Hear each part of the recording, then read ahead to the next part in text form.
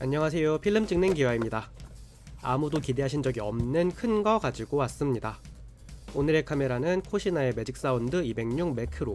아직도 GR3X를 구하지 못한 그 친구가 생일 선물로 사줬습니다. 이걸 사준 이유는 유지비가 어마어마하게 많이 들기 때문에 이걸 사주면은 저를 더 가난하게 만들 수 있기 때문입니다. 생긴 거 보면 다들 아시겠지만 영상용 카메라고요.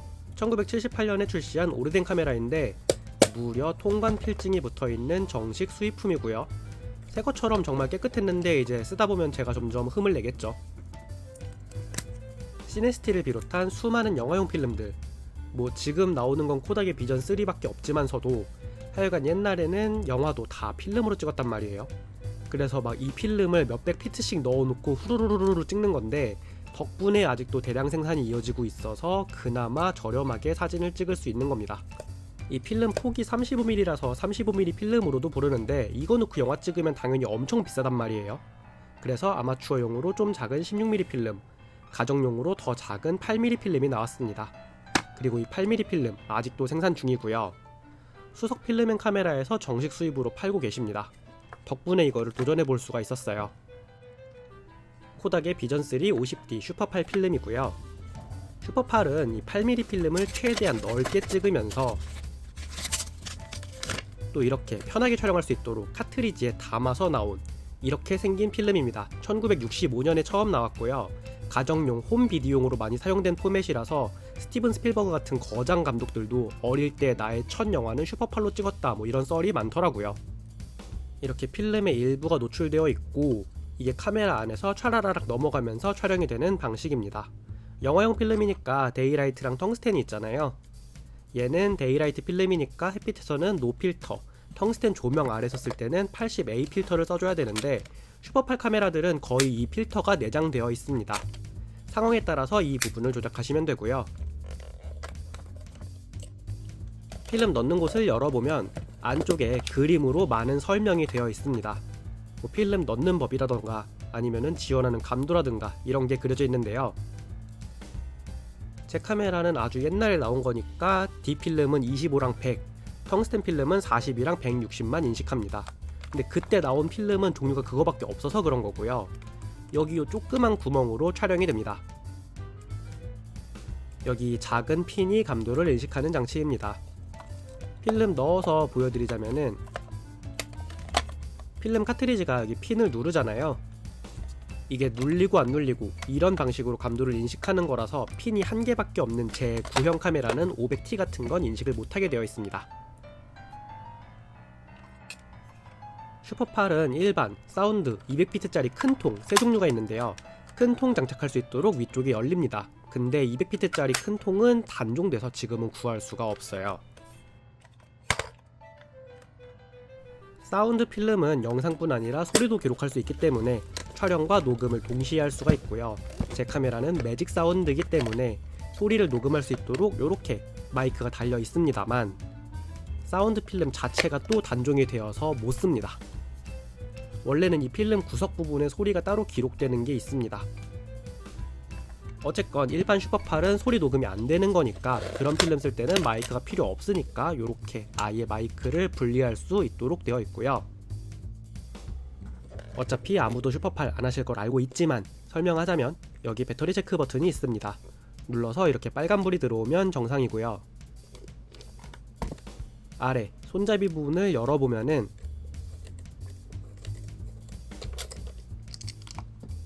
AA 건전지가 무려 6개나 들어갑니다. 찾아보면은 더 조금 들어가는 카메라도 많던데 얘는 굳이 6개나 들어가고요. 슈퍼8 카메라들은 그나마 구하기 쉬운 AA 들어가는 게 대부분이더라고요. 그리고 여기 모니터 버튼은 사운드 체크하는 버튼이고요. 이어폰 끼우고 버튼을 누르면은 마이크 소리가 들리게 됩니다. 이거는 조리개를 조작하는 다이얼이고요. 오토 그리고 수동 조리개 조절도 가능합니다. F1.8부터 22까지 조작할 수 있고요. 볼륨 다이얼은 이제 와서는 의미가 없죠. WT 전동줌 버튼이고요. 18프레임, 24프레임 조작할 수 있는 다이얼입니다. 슈퍼8은 약간 끈기는 요 18프레임이 국룰이라고 하더라고요. 방아쇠 같은 게 셔터고요. 요 빨간 버튼은 셔터 잠금 기능입니다. 18프레임이라는 거는 1초에 18연사라는 거고 초당 18연사를 계속 유지한다는 거, 이건 엄청난 거잖아요. 사진의 연사랑은 좀 다른 차원의 얘기라서 영상은 사진이랑은 좀 다른 방식을 쓰더라고요.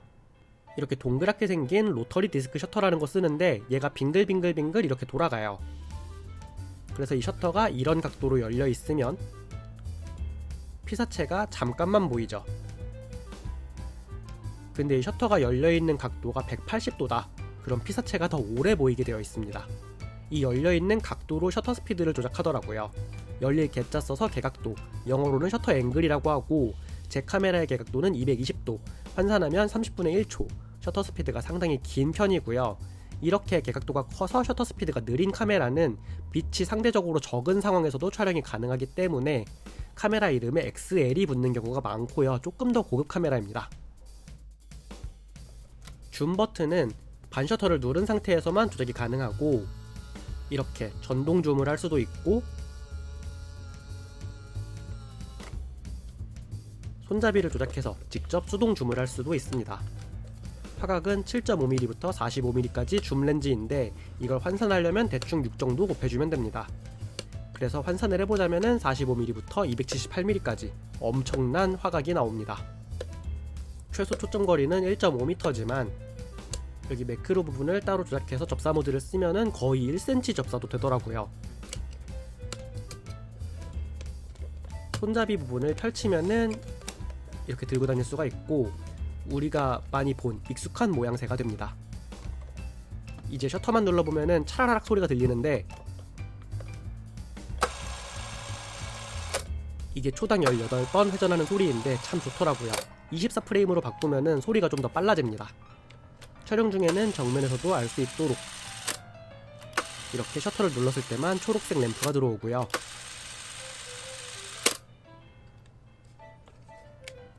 카메라 뒤쪽에는 얼마나 찍었는지 필름 잔량을 알 수 있는 판이 있는데요. 초랑 피트 표시판입니다. 우리가 사용하는 필름은 50피트짜리 필름이고요. 한 롤 넣어서 200초를 촬영할 수가 있습니다. 여기 고정장치 풀면은 뷰파인더 시도 조절도 할 수 있고요. 꽤 고급 모델인 것 같아요. 손잡이는 펼치면 고정되고 여기 이 버튼을 눌러서 접을 수가 있습니다.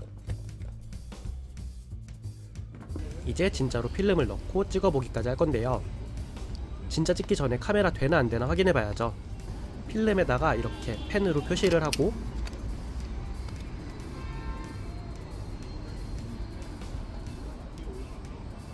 카메라를 열어서 필름을 잘 넣고 뚜껑을 닫고 그 다음에 잠깐만 찍어보면 됩니다. 아까우니까 정말 잠깐만 찍다가 풀면 됩니다. 찍었으면은 카메라를 다시 열고 필름을 꺼내서 필름 면을 확인해보면 되는데요. 아까 제가 표시해뒀던 X자가 없어졌죠. 이러면은 카메라가 정상이라서 필름이 잘 넘어가고 있다는 뜻입니다. 아깝지만 200초 중에 한 1초, 2초 정도 희생해서 카메라가 잘 되고 있다는 거 확인하면은 싼 거죠. 대낮에 야외 촬영이니까 필터는 꺼놓고요. 감도 50짜리 필름 25나 100이나 거기서 거기니까 조리개는 그냥 오토에 두고 찍도록 하겠습니다. 여름 꽂힌 능소화로 촬영을 시작해보도록 하겠습니다. 아, 이 카메라 초점 수동이에요. 가운데 스플릿 스크린 보이시죠?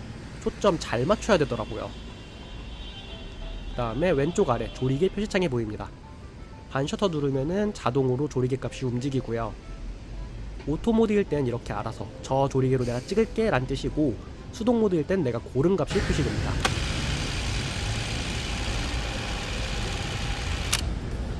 오, 저 4초 정도 찍었어요. 하늘은 밝기 때문에 조리개가 쫙 올라가서 거의 20이 넘어서 빨간색 근처까지 가는 게 보이죠. 좀 찍다가 뒷판 확인했더니 40초 정도 돼 있길래 이렇게 많이 벌써 깜짝 놀랐었는데, 눈금이 좀 간격이 커서 대충대충 보여서 그런 거고, 피트 부분까지 확인해서 같이 비교해보면 조금 더 정확합니다. 밝은 대낮의 경복궁, 셔터 스피드 30분의 1초지만 필름이 감도 50이니까 조리개 11 정도면은 커버가 되네요. 전동줌 기능으로 당겨보면은 환산 278mm 엄청나게 좀 당겨지는 게 보이고요. 이렇게 찍으면은 영상도 엄청나게 부들부들 떨리겠죠? 촬영하는 소리 진짜 너무 마음에 들고요. 필름이 끝나가면은 위쪽에 빨간 불이 뜨게 되어 있습니다. 다 찍으면은 털커덕하고 멈추고 촬영되지 않고요. 다 찍은 필름은 그냥 꺼내면 되고,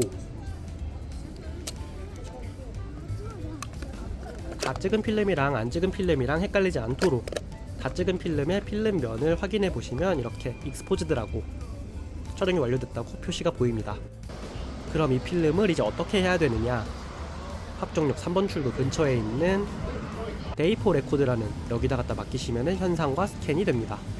솔직히 필름 국내에서 구매할 수 있고 현상 스캔도 국내에서 가능하니까 도전해봤어요. 현상은 5만원이고 스캔은 화질에 따라서 가격이 다르고 5.6K까지 컬러 로그 스캔이 가능합니다. 그래서 200초에 15만원 돈이라 가지고 여러분한테 해보시라고는 못하겠고요. 근데 전 너무 재밌어가지고 이거 또 해볼 거예요.